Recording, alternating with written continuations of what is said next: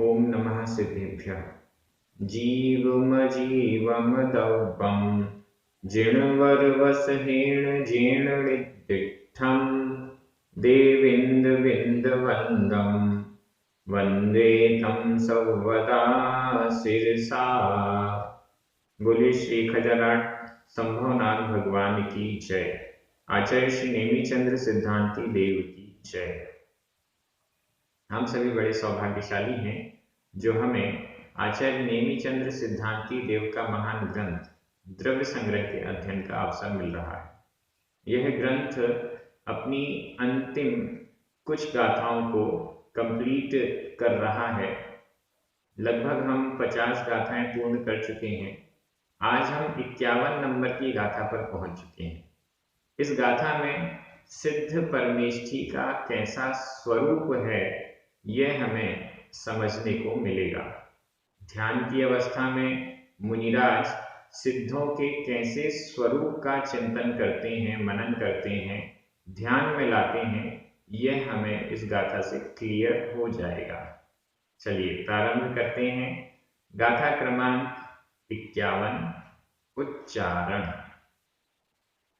नठठ आधा ठ दो बार है।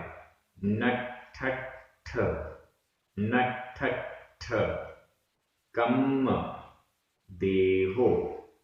नठठ कम देहो। नठठ कम देहो। लोया लोयस। लोया लोयस आधा सा पूरा सा। लोयस लोया लोयस। जाणओ जाणओ। दट्ठा दट्ठा आधा टाठा दट्ठा। यहाँ पर 3 बार आधा टा और ठा आ चुका है। पुरिसा यारो। पुरिसा यारो। अप्पा अप्पा। सिद्धो सिद्धो। झाएह झाएह। लोय सिहरथो। लोय सिहरथो आधा ता और था।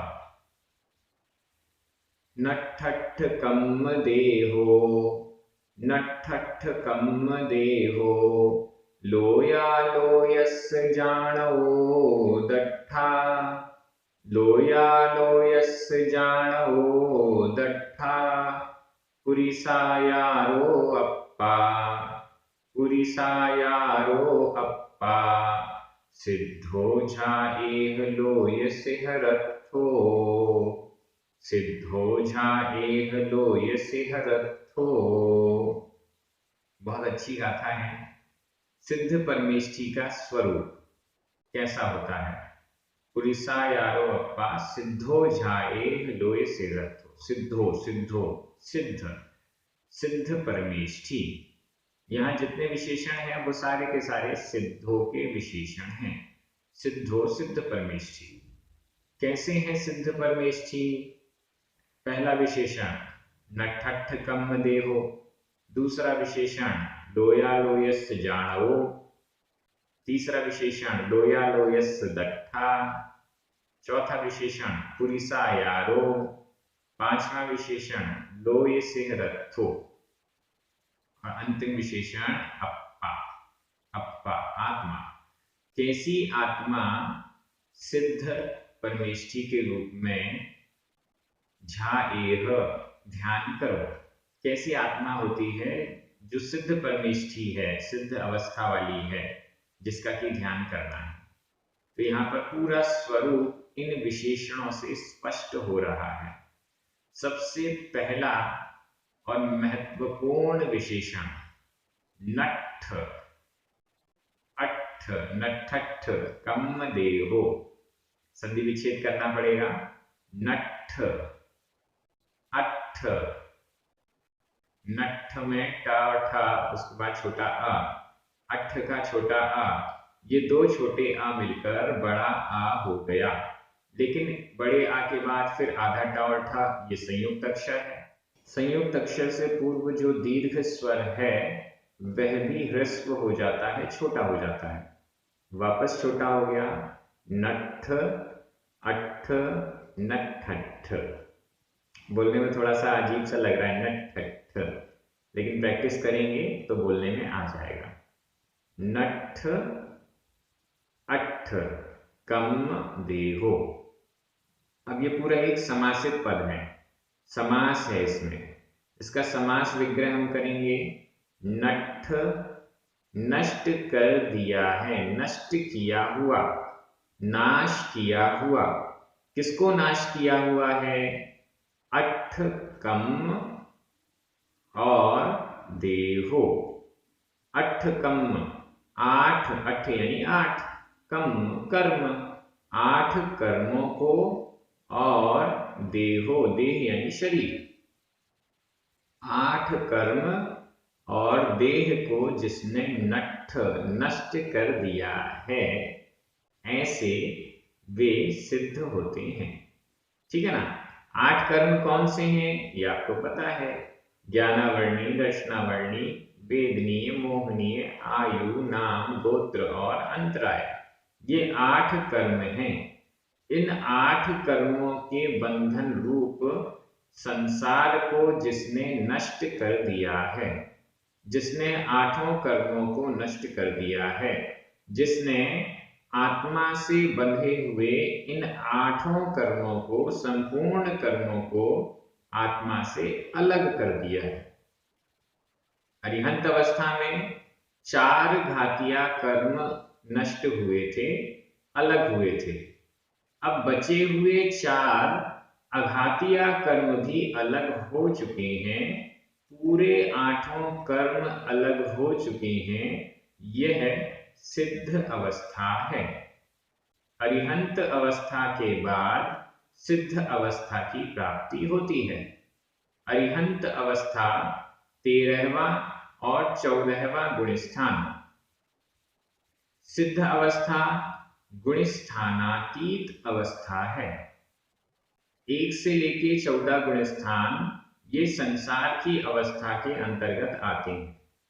13वां और 14वां गुणस्थान संसार जिनका एकदम अंत पर आ चुका है, यह जीवन मुक्त अवस्था, ऐसी अवस्था का गुणस्थान है।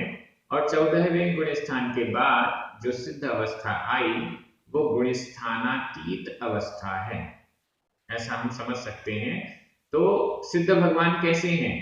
आठ कर्मों को जिन्होंने नष्ट कर लिया, समस्त कर्मों को, संपूर्ण कर्मों को जिन्होंने अपने आप से अलग कर लिया है। दूसरा, शरीर को भी नष्ट कर दिया। अब उनका कोई शरीर नहीं है, अब उनका किसी शरीर से संबंध नहीं है।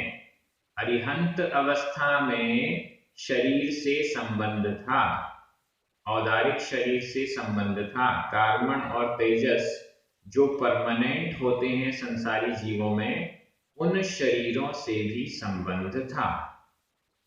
औदारिक शरीर था तो वो परमोदारिक हो गया, सुपीरियर क्वालिटी का, सुप्रीम क्वालिटी का शरीर हो गया। लेकिन शरीर तो अरिहंत अवस्था में था ही। सिद्ध अवस्था में उस शरीर को भी नष्ट कर दिया गया है। न कार्बन शरीर, न तेजस शरीर, और न ही औदारिक शरीर, न परमोदारिक शरीर। परमोदारिक हो जाता है अरिहंत अवस्था में, तो वह परमोदारिक शरीर से भी छूट चुके हैं। आठों प्रकार के कर्म से और शरीर से, शरीर को जिन्होंने नष्ट कर दिया है। यहाँ नष्ट करने से तात्पर्य है कि अब दोबारा कर्मों का बंधन इनको नहीं होगा, अब दोबारा शरीर की प्राप्ति इनको नहीं होगी।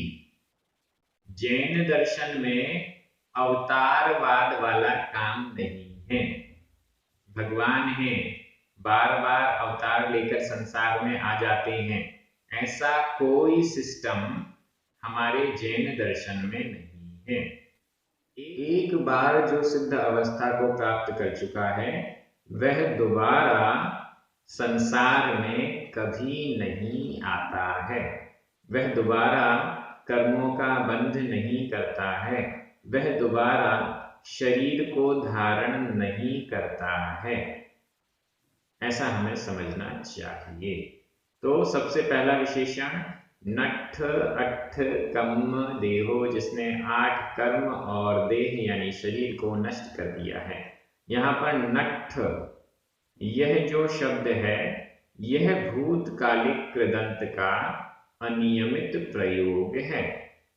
नष्ट किया हुआ है जिसने 8 कर्म और शरीर को, ये उसका पूरा अर्थ हो गया। अब दूसरा विशेषण जाणो और तीसरा विशेषण दट्ठा। जाणो जानने वाले, ज्ञायक। दट्ठा दृष्टा, देखने वाले। जानने और देखने वाले। कैसे हैं सिद्ध भगवान? जानने वाले हैं, देखने वाले हैं। किसको जानने और देखने वाले हैं? लोया लोयस।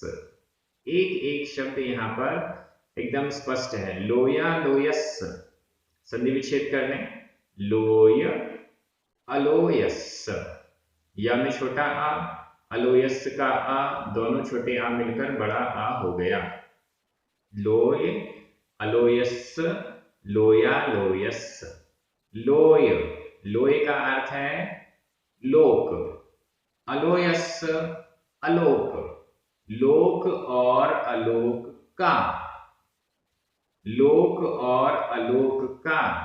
जानो जानने वाला, ज्ञायक ज्ञाता। लोक और अलोक का ज्ञाता और दट्ठा यानी दृष्टा।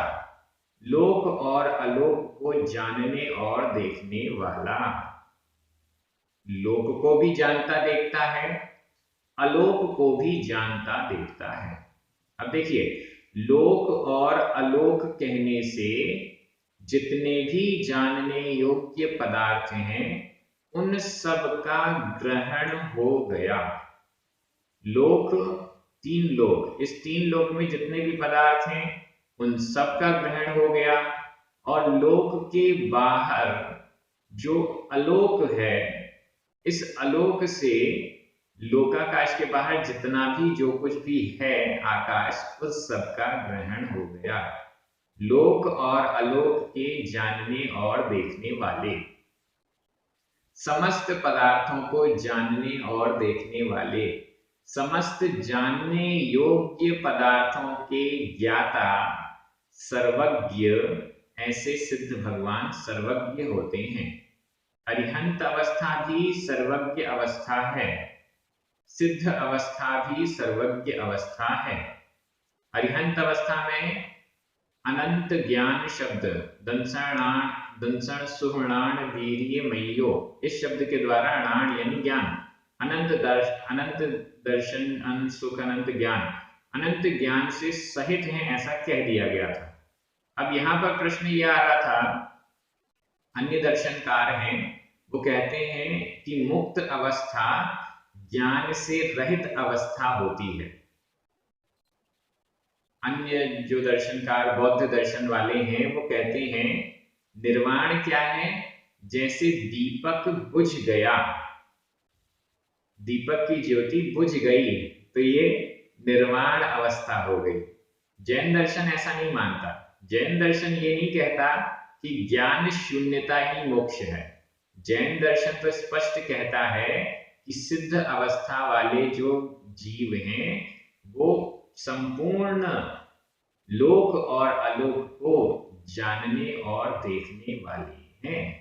ज्ञानावर्णी कर्म से जो पर्दा उठा है, ज्ञानावर्णी कर्म रूप जो पर्दा उठा है, हट गया है। इस कारण से संपूर्ण ज्ञान, केवल ज्ञान प्रकट हो चुका है। अब कोई भी ऐसी बाधा या आवरण नहीं है जो जानने योग्य पदार्थों को जानने में बाधा उत्पन्न कर सके।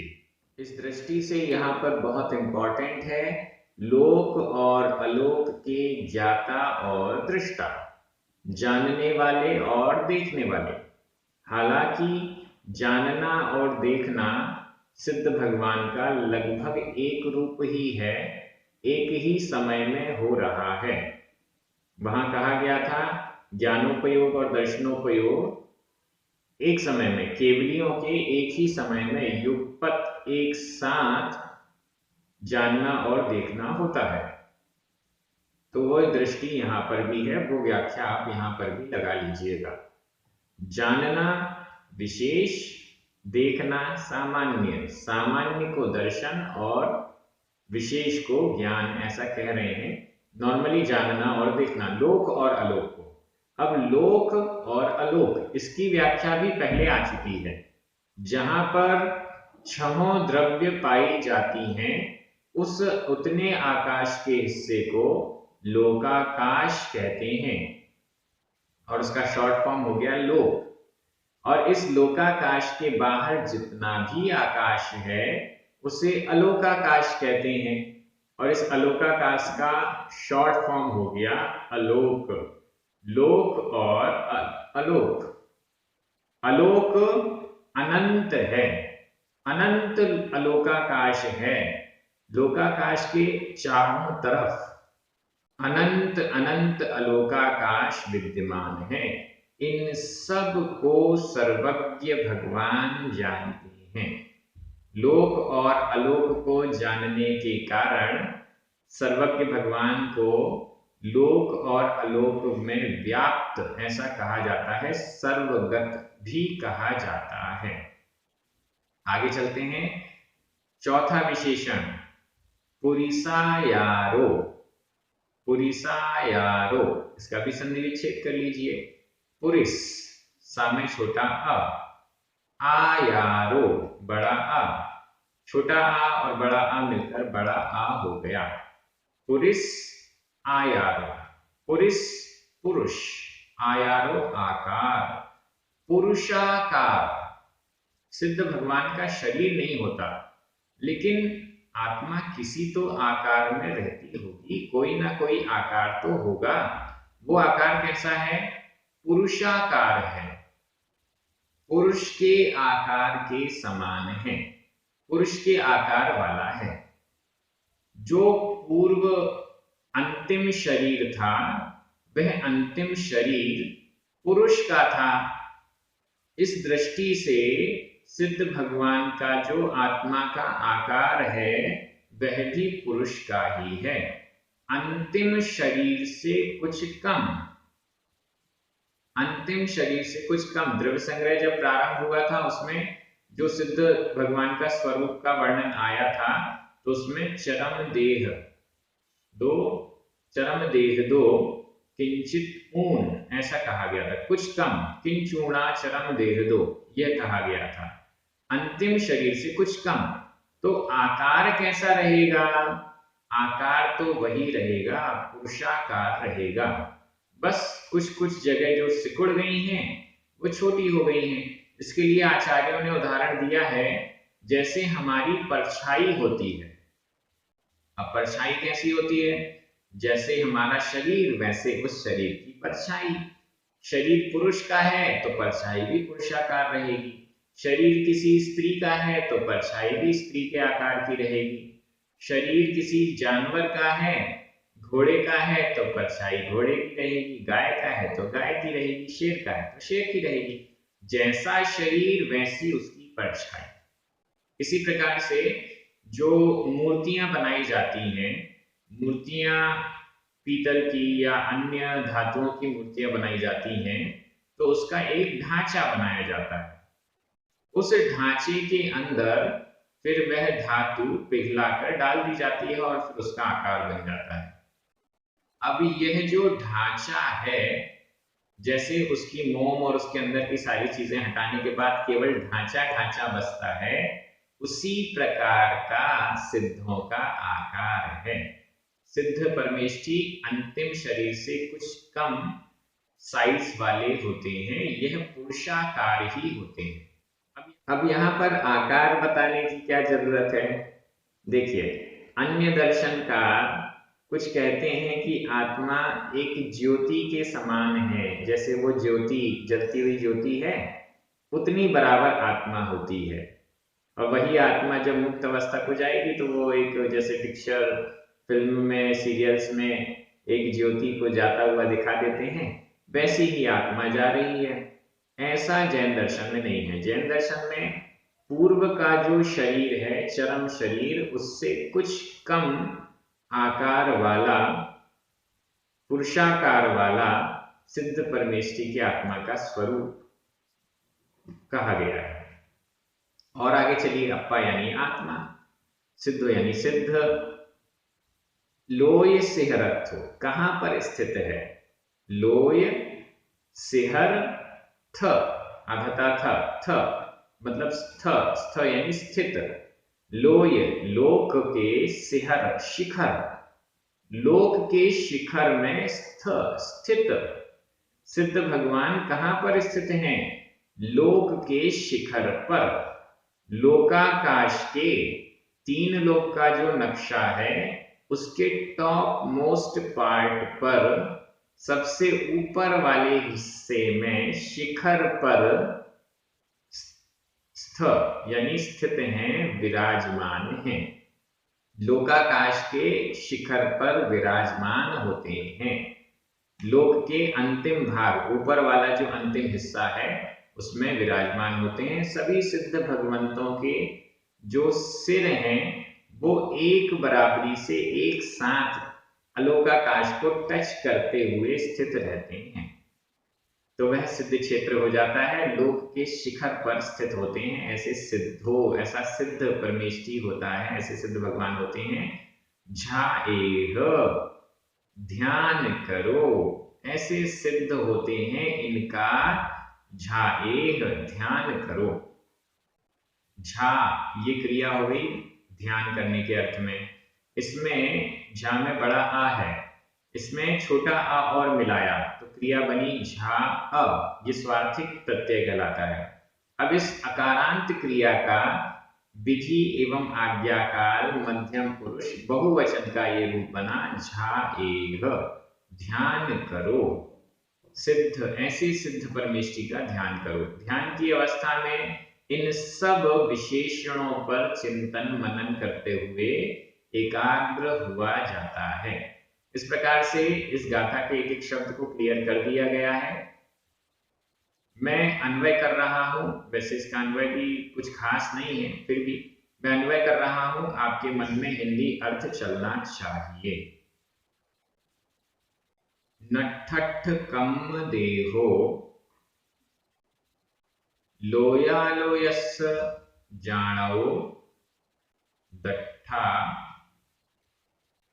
पुरिसायारो लोय सिहरत्थो अप्पा सिद्धो झाएह। केवल झाएह इसको ही लास्ट में किया है, थोड़ा बहुत आगे पीछे, और अन्वय कंप्लीट हो गया। मैं हिंदी अर्थ कर रहा हूं, आपकी नजर प्राकृत शब्दों पर जानी चाहिए। नष्ट किया हुआ है 8 कर्म और शरीर को जिसने, लोक और अलोक के जानने वाला और देखने वाला, ज्ञाता और दृष्टा, पुरुष आकार वाला, लोक के शिखर में स्थित आत्मा सिद्ध है, इनका ध्यान करो। विभक्तियां भी बहुत सरल हैं। नठठ कम देहो, जानो, दट्ठा, पुरिसायारो, अप्पा, सिद्धो, लोय सिहरत्थो। इन सब में प्रथमा विभक्ति का एक वचन है। नठ यह भूतकालिक कृदंत का अनियमित प्रयोग है। लोयालोयस षष्ठी विभक्ति का एक वचन है। झाएह विधि एवं आज्ञाकाल मध्यम पुरुष बहुवचन का क्रिया रूप है। इस प्रकार से ये सब विभक्तियां आदि सब हो गया। आप सभी बहुत अच्छे से अध्ययन कर रहे हैं, एक दूसरे को द्रव्य संग्रह ग्रंथ के अध्ययन स्वाध्याय के लिए प्रेरित कर रहे हैं। प्राकृत भाषा की दृष्टि से अध्ययन का एक अलग आनंद है, जिसका कि प्रचार प्रसार आप सभी कर रहे हैं। सभी को बहुत बहुत धन्यवाद। पुण्यार्जकों को विशेष धन्यवाद। सद्गुरु जय जिनेन्द्र। जिनवाणी माता की जय।